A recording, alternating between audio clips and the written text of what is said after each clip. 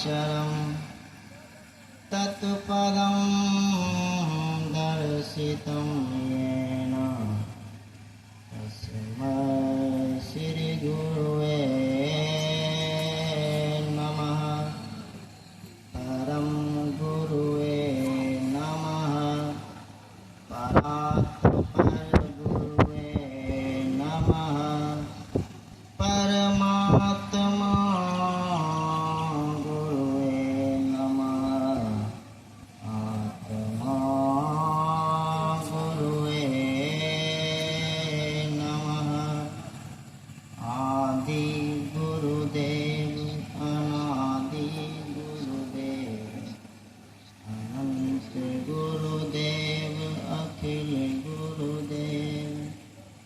शरण गुरुदेव शरण गुरुदेव श्री गुरु महाराज चरणारविंद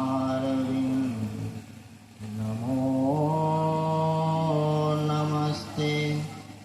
श्री गुरु महाराज चरणारविंद नमो नमस्ते। स्मरणीय परमाराध्य श्री सद्गुरु महाराज के चरणों में इस दास का बारंबार प्रणाम स्वीकार हो। उनके हृदय अवतार श्री साई स्वामी जी महाराज के चरणों में भी इस दास का बारंबार प्रणाम स्वीकार हो। संत मत के प्रधान आचार्य ब्रह्मऋषि श्री चतुरानंद जी महाराज के चरणों में इस दास का बारंबार प्रणाम स्वीकार हो। मंच पर विराजमान परम पूज्य पाद गुरुजन तीर्थों को पवित्र करने वाले साधु शरण उपस्थित नालंदा जिला संत मत सत्संग के पदाधिकारी अधिकारीगण धर्म प्रेम महानुभाव माताओं एवं बहनों सबों को इस दास का बारंबार प्रणाम स्वीकार।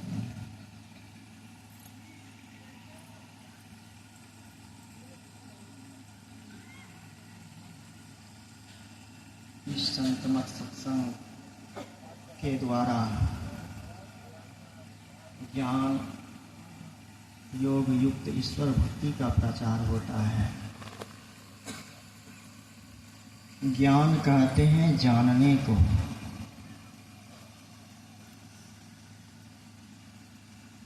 क्या जानना है? तो संतों ने कहा जवाने में उसने बड़ी बात करनी जिसने अपने से मुलाकात कर ली। हम आपने बहुत कुछ जाना, लेकिन बहुत बड़ी बात नहीं है। सबसे बड़ी बात है कि अपने आप को जान लें। इसी के लिए यह संत मत सत्संग का आयोजन हुआ है। अपने आप हैं क्या? कहते हैं कि दैत्यों के राजा विरोचन और देवताओं के राजा इंद्र एक बार ब्रह्मा जी के पास गए। पूछा पितामह मुझको आत्मज्ञान दीजिए। कहा ठीक है, पहले जाकर के 30 वर्षों तक ब्रह्मचर्य का पालन करो। 30 वर्ष के बाद जब ब्रह्मचर्य के पालन करके पितामह के पास आए तो कहा कि ठीक है, जाओ अपने अपने परछाई को, अपने अपने रूप को पानी में जाकर के देखो। गया देखने के लिए। दैत्यों के राजा विरोचन को मन में हुआ कि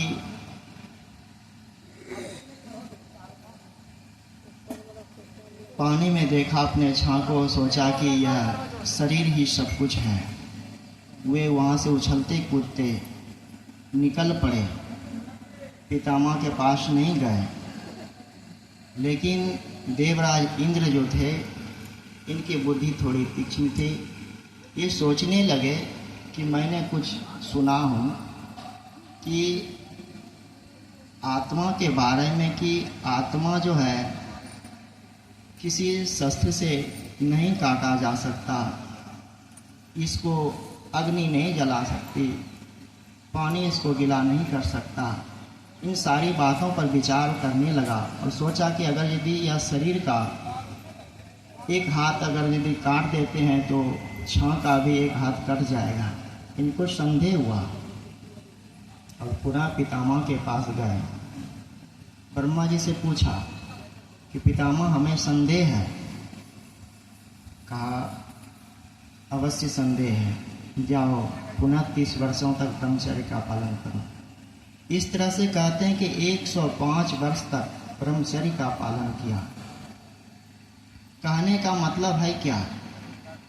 आत्मज्ञान जब हम प्राप्त तभी कर सकते हैं जब तक हम आप श्वेत रक्त की रक्षा नहीं करेंगे। श्वेत रक्त की रक्षा करेंगे जिस प्रकार कहते हैं कि शीशा पर पारा नहीं लगा हुआ रहता है तो उसमें जो है हम अब चेहरा को नहीं देख सकते। ठीक उसी प्रकार जब तक हम आप ऊर्ध्वरेता नहीं बनेंगे, ब्रह्मचर्य का पालन नहीं करेंगे तो हम आपको आत्मज्ञान नहीं होगा। और जब आत्मज्ञान नहीं होगा तो कहते हैं कि आत्मज्ञान बिना सब सोना। जिनको आत्मज्ञान नहीं है तो हम आप अभी सुन रहे थे, यदि इस जन्म में ब्रह्म को जान लिया तब तो ठीक है, नहीं तो बड़ी भारी हानि है। ब्रह्म ज्ञान कहो आत्मज्ञान कहो एक ही बात है, इसी को समझना है और अपना कल्याण बनाना है। तो विशेष रूप से मंच पर विराजमान है हमारे पूज्य गुरुजन, उनके मुखारब से सुन समझ करके अपने जीवन में उतारेंगे तो बड़ा लाभ होगा। जिस प्रकार हम आपका शरीर बैठा हुआ है ठीक उसी प्रकार हम आपका मन भी यहाँ पर रहना चाहिए तो जरूर लाभ होगा। श्री सद्गुरु महाराज सद्गुरु बोलिए प्रेम से श्री सद्गुरु महाराज की जय। बाबा के मुख से सुन रहे थे कि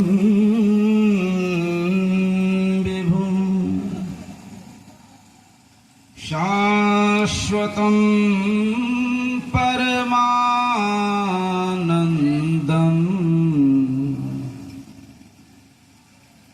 गुरुं मे हि नमाम्यहम्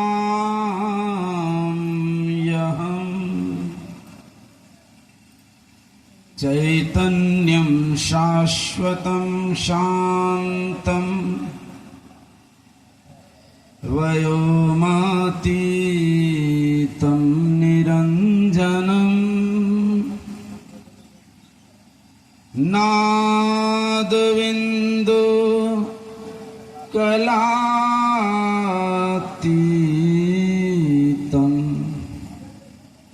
तस्मै श्री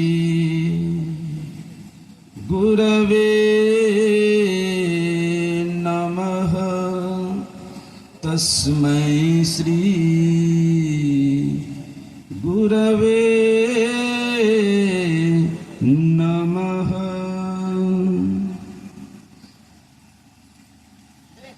संतों महापुरुषों के परम पावन पावन चरणों में कोटि कोटि नमन। मंचासीन पूज्य चरण महात्मागण, उपस्थित भक्त वृंद, सज्जन वृंद, विद्वत जन, सत्संग प्रेमी महानुभावों, करुणामयी माताओं एवं सतीत्व की आभा से ओतप्रोत भक्तिमती बहनों, एक बार जय जयकार करें श्रद्धा विश्वास के साथ पुरजोर आवाज में। श्री सद्गुरु महाराज की जय।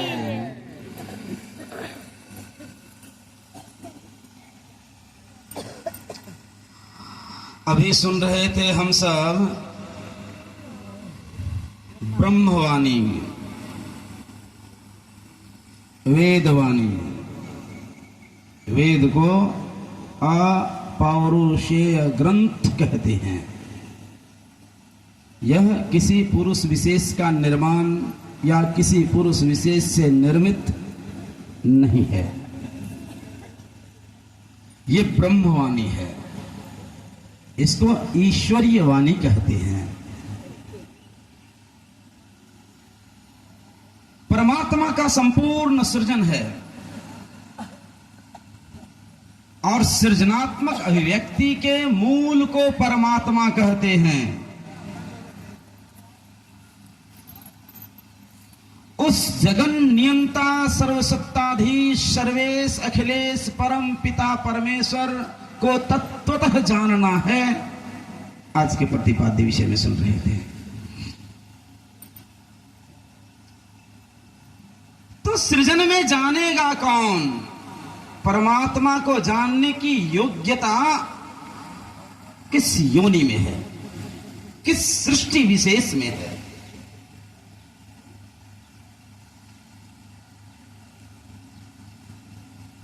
वेदवाणी में सुन रहे थे, इसके लिए जो उपयुक्त सृजन है वह है मनुष्य। अब मनुष्य में किसी जाति विशेष की बात नहीं, किसी वर्ग विशेष की बात नहीं, धनवान और गरीब की बात नहीं, निर्धन की बात नहीं, विद्वान और अविद्वान की बात नहीं, किसी देश विशेष के लोगों की बात भी नहीं कही गई है। और जहां व्यक्ति को व्यक्ति से दूर करने की बातें होती है, मनुष्य के बीच में एक ऐसी दीवार खड़ी कर दी जाती है जिससे मनुष्य को मनुष्य नहीं दिखता है। अगर दिखता होता तो संग्राम क्यों छिड़ता, युद्ध क्यों होता? इसी दीवार के कारण, जिसे हम ईर्ष्या कहते हैं। देखने में ये दीवार तो आती नहीं है, लेकिन मनुष्य और मनुष्य के बीच में जब ये दीवार खड़ी हो जाती है तो घृणात्मक अभिव्यक्ति होती है। एक दूसरे से मनुष्य दूर हो जाता है, भय पैदा होता है, एक डर पैदा होता है। एक सुभाषितकार ने कहा, आदमी को देखकर डर रहा है आदमी, मरता है आदमी और मारता है आदमी, आदमी को मारकर घर भर रहा है आदमी। हाय रे भगवान, यह क्या कर रहा है आदमी? अयं निजः परो वेति गन्नां लघु चेतसाम उदार चरितानाम तुम वसुधैव कुटुंबकम। मैं बड़ा हूं, तुम छोटे हो, मेरा वर्ग विशेष बड़ा है, तुम्हारा वर्ग छोटा है। ये क्षुद्र बुद्धि की अभिव्यक्ति है, क्षुद्र बुद्धि का परियाचक है। मानव मानव एक समान, हम सब ईश्वर की संतान, इसीलिए मनुष्य को ही संबोधित किया जाता है भगवान वेद के द्वारा। मानव तुझे याद नहीं, तू ब्रह्म का ही अंश है, कुल गोत्र तेरा ब्रह्म है, तू ब्रह्म का ही वंश है। महर्षि में ही पदावली में गुरुदेव लिखते हैं, तुम सूरज मैं किरण तुम्हारी, तुम वंशक मैं वंश हो। गीता कहती है, ममे वांसो जीव लोके जीव भूत सनातन। यह जो सनातन जीव है ये परमात्मा का अंश है। इसीलिए नित्य सिद्धांत पाठ में हम कहते हैं, जीवात्मा परमात्मा का अभिन्न अंश है। रामायण कहती है, ईश्वर अंश कौन? जीव। और जीव कैसा है? कहा अविनाशी, चेतन, अमल, सहज सुख राशि। ये जीव परमात्मा का साक्षात्कार कैसे करेगा? जिस देश के, जिस वेश में रहने वाले, जिस परिवेश में रहने वाले हों, परम संत बाबा देवी साहब ने कहा है, मानव मात्र को अपने उद्धार का प्रयास करना चाहिए, कर ले। और यह गोल्डन चांस है, यह सुनहला अवसर है। महापुरुषों ने लिखा, सोपान भूतम मोक्षस्य मानुष्यम प्राप्य दुर्लभम। मनुष्य का जीवन मोक्ष की सीढ़ी है। मोक्ष की सीढ़ी छत के ऊपर जाने की सीढ़ी होती है ना।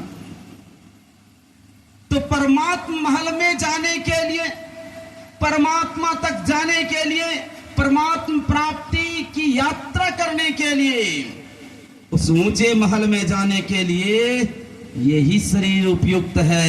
यही शरीर को सीढ़ी कह दिया। मानुष्यम प्राप्य दुर्लभम, और सृष्टि का यह सिरमौर है जिसे पाने के लिए देवताओं के अंदर में एक तरफ है, एक दर्शन है। उनके लिए वो दुर्लभ शरीर जो हमें प्राप्त हुआ है। कहा ऐसा सृष्टि का सिरमौर संपूर्ण सुविधाओं, फैसिलिटी से युक्त, क्योंकि शरीर के बारे में ही लिखा है, देहस्थः सर्व विद्याश्च, देहस्थः सर्व देवता, देहस्थः सर्व तीर्थानि गुरुवाक्य न लभ्यते। अपने जीवन की बागडोर को जब तक